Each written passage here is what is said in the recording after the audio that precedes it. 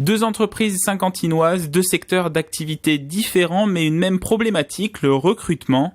Experte dans la prise de vue aérienne et caméra en mouvement, l'entreprise XD Motion a été créée en 2011 à Coignères. Captation de longs métrages, de publicités ou d'événements sportifs, plusieurs fabrications de systèmes avec un hélicoptère, une caméra sur câble ou encore une voiture travelling avec bras motorisés. Ce bras est entièrement télécommandé de l'intérieur de la voiture.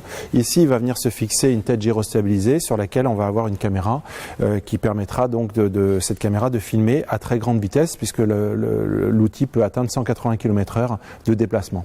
À l'heure active, les Jeux Olympiques d'hiver de Pyeongchang, le tournoi des 6 nations ou les Jeux d'Asie. Depuis 2011, cette société réalise entre 20 et 30% de croissance. Pour dynamiser cette croissance, le recrutement est nécessaire mais difficile.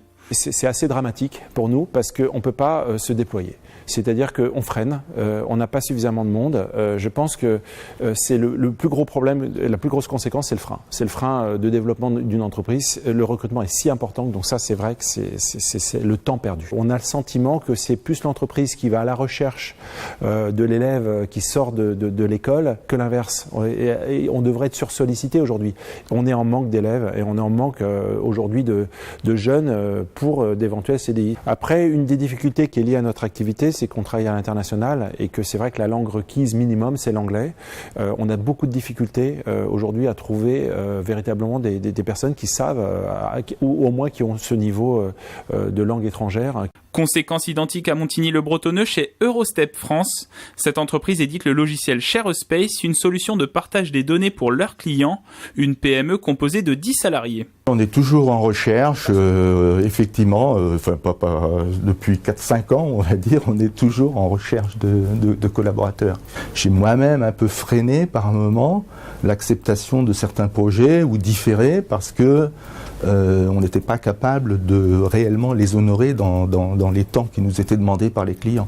Avec un chiffre d'affaires de près d'1 million d'euros, un groupe reconnu à l'international et des projets développés avec des partenaires européens, cette société reste attractive mais avec des critères de compétences exigeants. On a des difficultés de recrutement parce que les solutions que l'on développe, d'abord font appel à un savoir-faire qui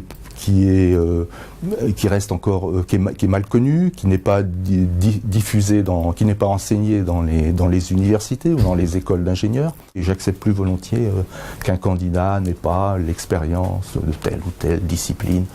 Il aura toujours l'occasion de l'acquérir. Le savoir-être ou le potentiel me semble être un critère important.